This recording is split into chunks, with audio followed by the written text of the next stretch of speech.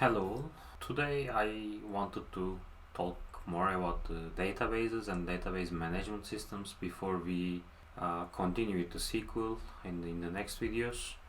So that's why I thought that we should lay some foundations and then we should continue with the sequel and the data processing. Yeah, let's have a look what is a database actually. So by definition, which I took from the Wikipedia, the database is a organized collection of data. So it's stored electronically, of course, in computing. For some use cases, the small databases can be stored even on a file system, or for the larger ones, you need better servers or better systems to keep the database healthy and keep the data ordered and easily accessible.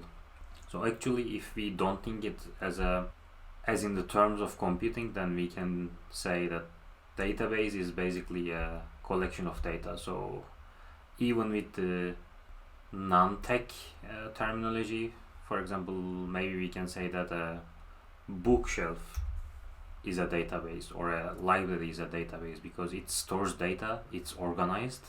You can find the data you want by looking at organization. Or we can even tell that, let me shortly share my other screen. So I created a folder called database temp. Let's assume that it's a small company's folder where they keep the data. For example, what they have customer information, they have product information, and the sales information.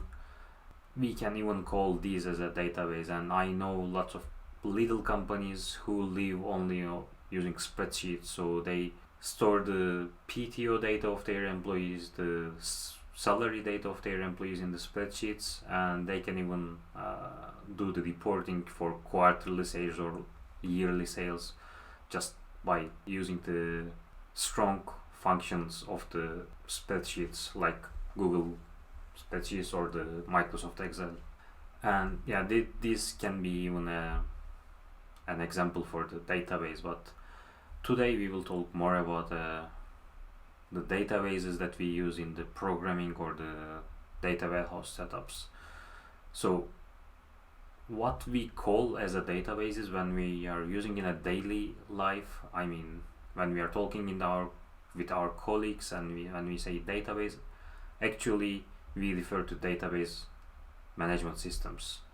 So for example, it can be the PostgreSQL, it can be the MySQL, or it can be the MongoDB or something like that. So especially we developers, when we say database, we are referring to database management systems. Then what is the database management system?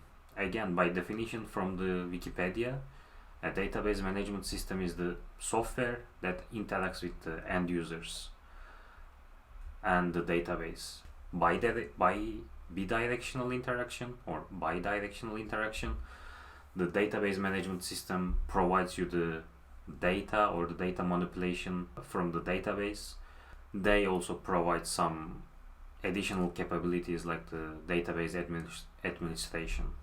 I think we can assume that a database management system is an employee of a library or a bookstore. So when you go into the library, if we continue from our former example, so a database is a library.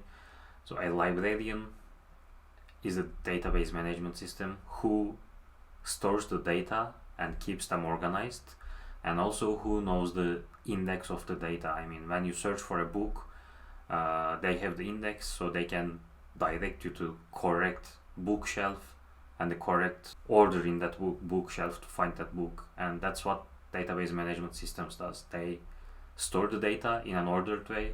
They create indexes so you can search for data and you can retrieve the data as fast as index helps. Yeah, so nowadays we have two really common types of database management systems. Maybe there is more, but these two are the most common. And the first one is the relational database management systems.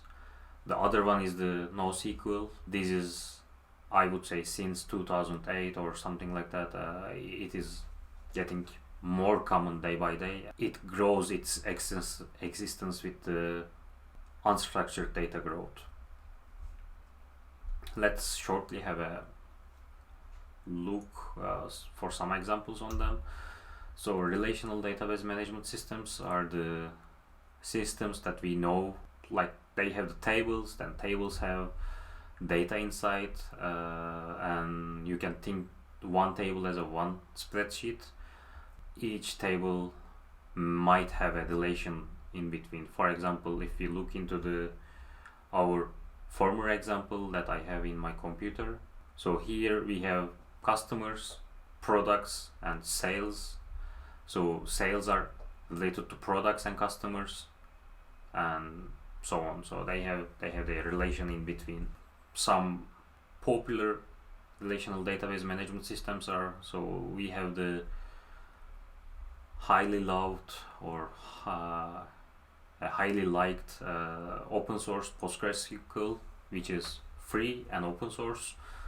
Of course, there are some paid, not versions, but paid plugins that you can enrich Postgres capabilities, and also there are some premium versions, like for example, the AWS Redshift is built on top of Postgres core, I can say.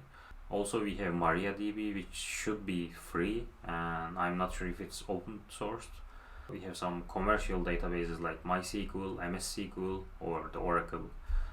I would say these are the most famous ones. You can actually find lots of other relational database management systems.